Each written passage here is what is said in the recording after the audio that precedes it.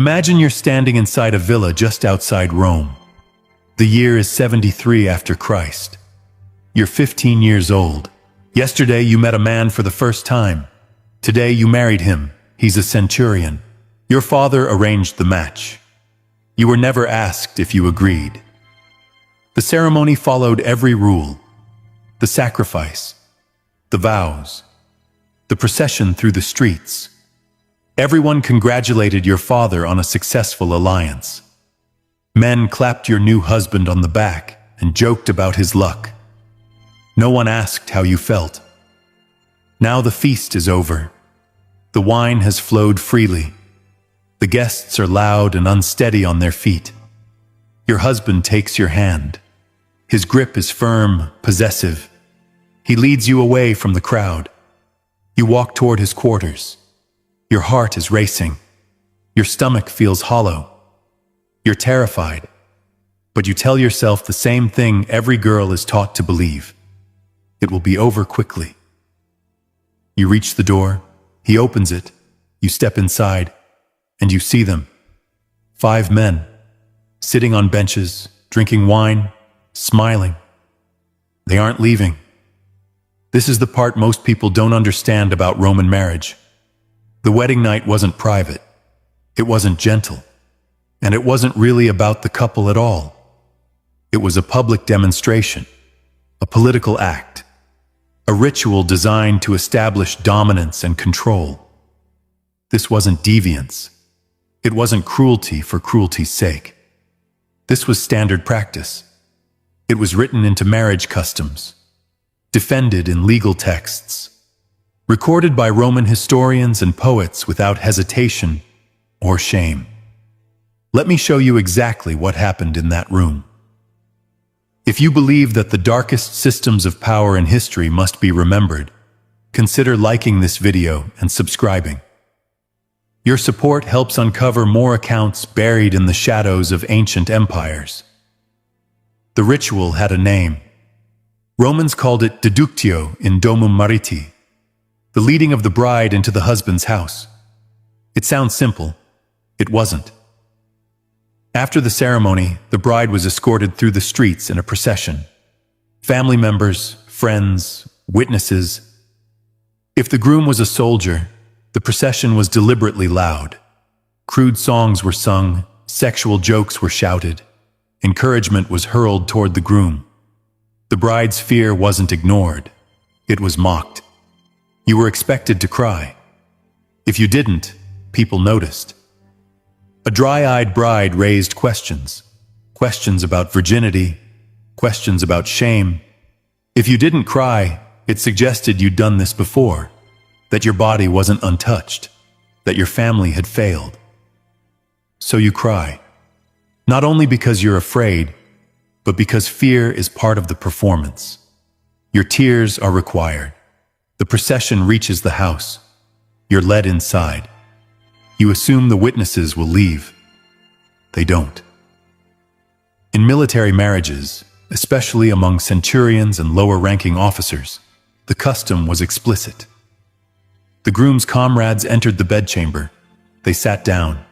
They drank. They stayed. Not outside the door. Not listening from the hallway. Inside the room. Roman writers describe this plainly. Catullus, writing in the 1st century before Christ, refers to wedding night witnesses in his poems. He presents it as normal, expected, traditional. Martial, writing in the 1st century after Christ, makes jokes about it in his epigrams. He assumes his audience already knows. He assumes they'll laugh.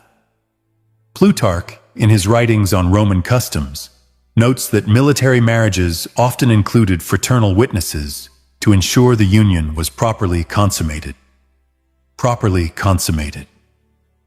Think about what that means. These men had a role, a purpose. They weren't just present. They were verifying, judging, ensuring that the bride performed correctly.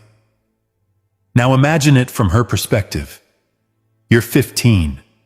You've never experienced anything like this. You don't understand what's about to happen, and there are 5 grown men watching you. Men who serve beside your husband. Men bound to him by loyalty and hierarchy. Men who see you as property transferred from one household to another. You can't refuse. You can't ask them to leave. Your husband invited them. Tradition demands it. To object would insult his honor, and his honor matters more than your body. So it happens in front of them. They watch. They comment. They laugh. Roman wedding poetry includes lines where witnesses joke during consummation. They critique the bride's reactions. They encourage the groom. Your trauma becomes their entertainment, their bonding ritual. Why would a society normalize this? Here's the part that should truly unsettle you about Roman culture. Everything served the state. Every ritual, every custom, every law. Marriage wasn't about love. It was about producing legitimate children. Children who would become citizens. Citizens who would serve the empire. The wedding night ritual served multiple purposes. First, it verified virginity. If the bride cried, struggled, bled, it was taken as proof. If she didn't, suspicion followed. Second, it established dominance. The husband's first act as a married man was to assert physical control in front of his peers. That moment defined the marriage. Third, it bonded the men. Shared witnessing of violation created complicity. They were now invested. They had seen her submission. They had participated in her breaking. This wasn't intimacy. It was systematic control, and the evidence is clear. The Digest of Justinian, a compilation of Roman legal texts, includes sections referencing consummation verification. The law allowed witnesses to testify in annulment cases about whether consummation occurred. How would they know? Because they were there.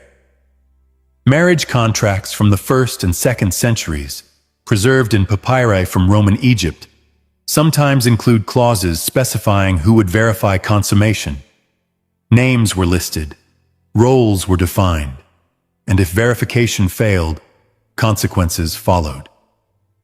A contract dated to 142 after Christ, found in Oxyrhynchus, required 2 witnesses to confirm consummation on the wedding night. They had to sign a statement. That statement became part of the legal marriage record. Your most intimate moment. Your most terrifying night. Reduced to ink on papyrus. Signed by the men who watched. And this system destroyed lives. In the next part, I'll show you exactly how. There's a case that shows exactly what this system did to real people. Her name was Cornelia of Ostia. The year was 86 after Christ. We know about her because her husband filed for divorce just 2 months after their marriage. His name was Gaius Flavius. He was a junior military officer. His claim was simple. Cornelia, he said, was not a virgin on their wedding night. To prove it, he presented testimony. 3 witnesses, all fellow soldiers. They had been in the room. The legal fragment survives. One witness stated that Cornelia showed no pain and did not bleed. Another claimed she moved with familiarity rather than modesty. Based on that testimony, the marriage was annulled. Cornelia's dowry was seized. Her reputation was destroyed. Her family was publicly shamed. She was 16 years old. No one questioned why 3 grown men were present in the chamber. No one asked whether their testimony might be biased. No one considered that Cornelia might have been too terrified to react normally, too shocked to cry, too tense to bleed. The men's word was absolute. Cornelia's experience didn't matter. The fragment is housed today in the Bodleian Library at Oxford. The handwriting is neat. The judgment is final. After the annulment, Cornelia disappears from the historical record. We don't know what happened to her, but we know what happened to Gaius Flavius. He remarried within a year. His second wife was 14. Rome conducted hundreds of thousands of marriages over the Republic and Empire. Not all followed identical rituals. There were regional variations. Class differences mattered. But the core structure appears again and again. Consummation witnessed, verified, recorded. Military marriages were the most extreme. Soldiers lived communally. Privacy barely existed. Barracks were shared spaces. A centurion's quarters might offer slightly more room, but not true isolation. The expectation of shared experience followed the soldier home. When a man married, his unit attended. They escorted the bride. They entered the quarters. They stayed. Military records don't describe this in detail, but personal letters do. We have correspondence from soldiers stationed in Britain, Germany, and Syria, men writing casually to brothers and friends.